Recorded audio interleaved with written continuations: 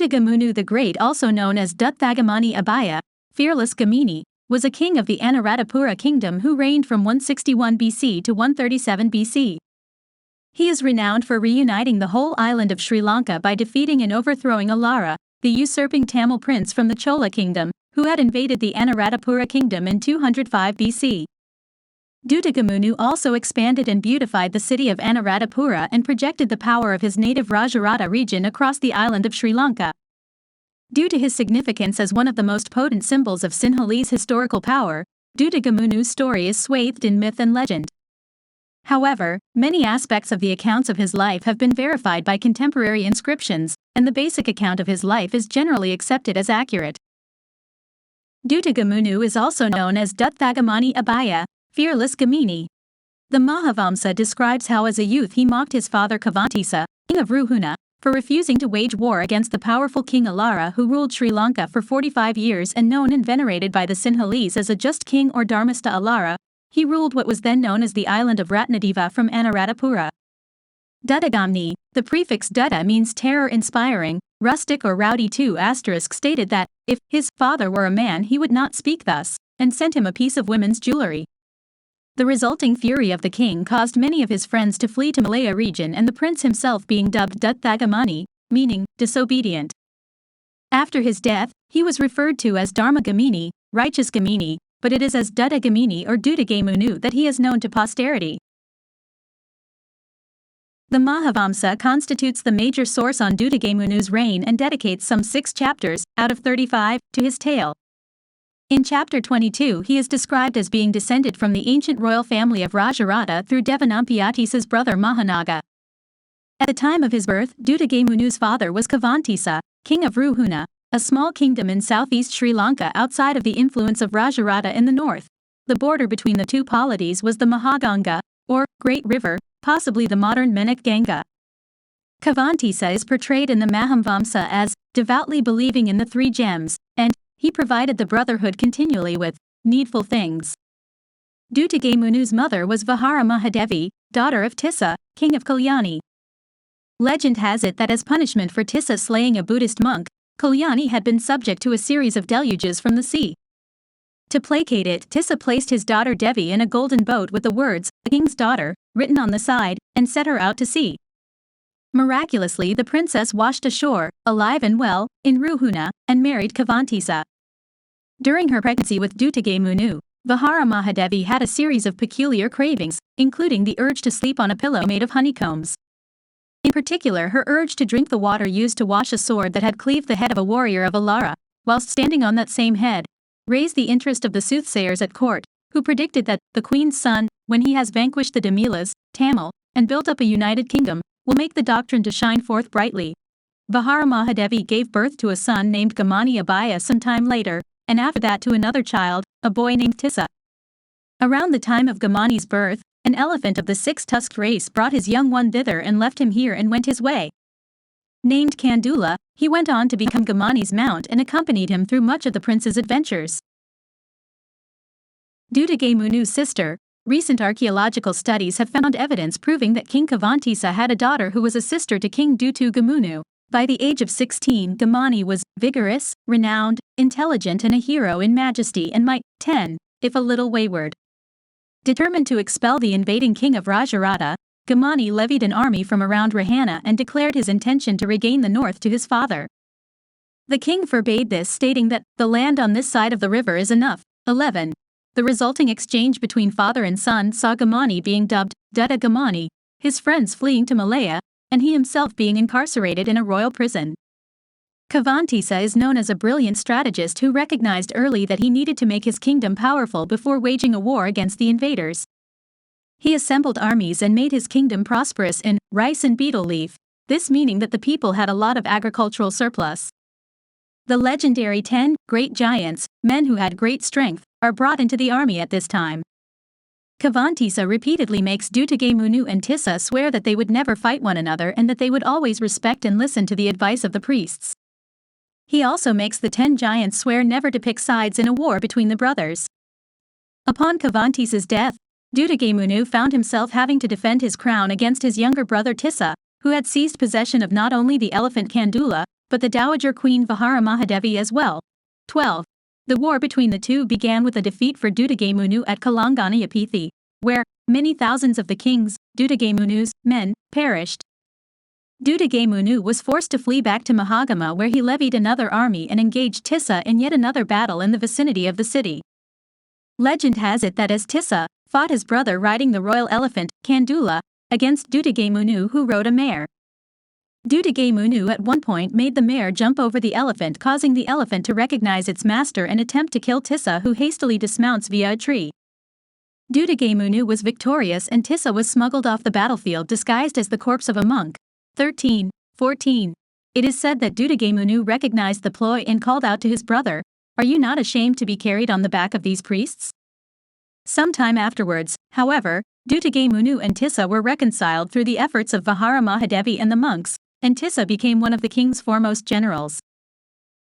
Having secured his throne, he then planned his operations to regain the north, which included not only Rajarata but numerous smaller semi-independent polities.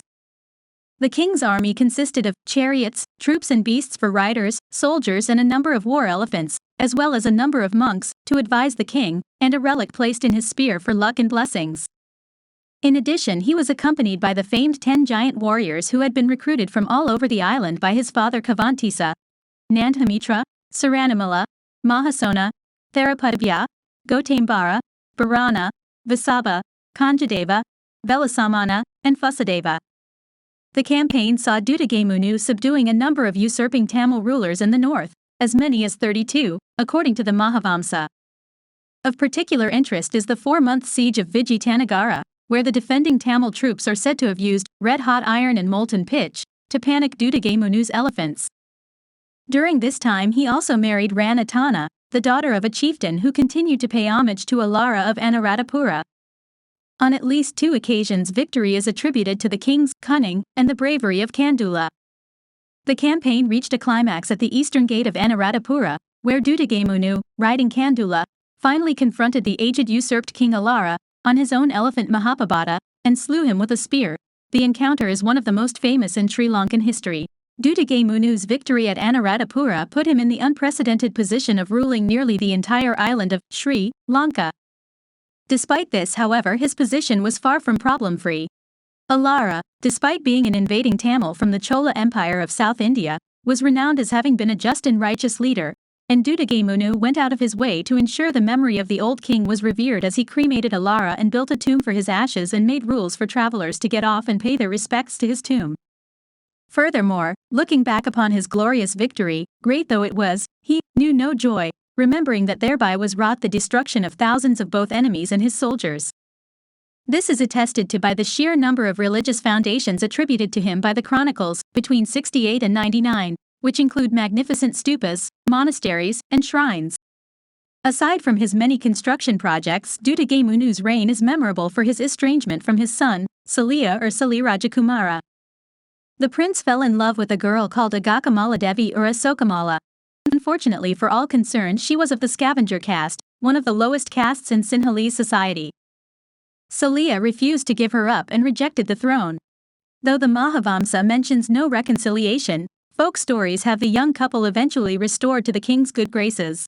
The king's reign also saw extensive contact between Sri Lanka and traders from the west, including Arabs, Persians, and possibly Romans.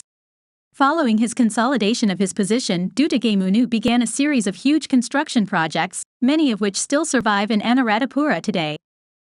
As with nearly everything in Dutugamunu's life, each foundation comes with its own legend, many of which reveal the preoccupations and inclinations of ancient Sinhalese society.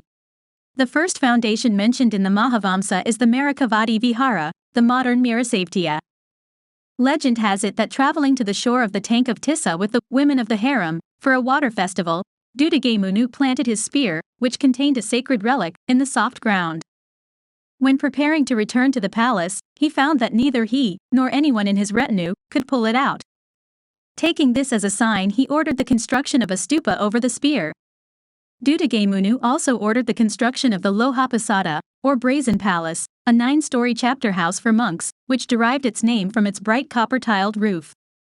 Again, legend has it that the design for the palace was based on a building seen in one of the heavens by a group of monks, who drew the design with red arsenic on linen and dispatched it to the king. Perhaps his most famous creation was the Ruwanwalesia, also known as the Great Stupa or in Swarnamali Chetya, to house the begging bowl of the Buddha.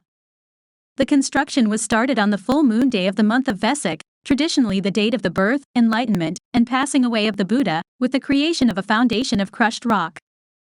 To hammer the stones into place, elephants were used with their feet bound in leather. Dutugamunu is said to have overseen the work personally, being present at the construction of the relic chamber and the interring of the bowl itself. The dedication of a stupa is described in Chap. 29 of the Mahavamsa, which lists the visit of delegations from various parts of India, as well as a delegation of 30,000 monks from Alexandria of the Caucasus, led by the Indo-Greek monk Mahadharmaraksita. Other notable works include the construction of a stupa in Mundishiwari, current-day Bihar, India. Stories relating to some of the king's constructions reflect a spiritual relationship with the Dutthagamani Abhaya.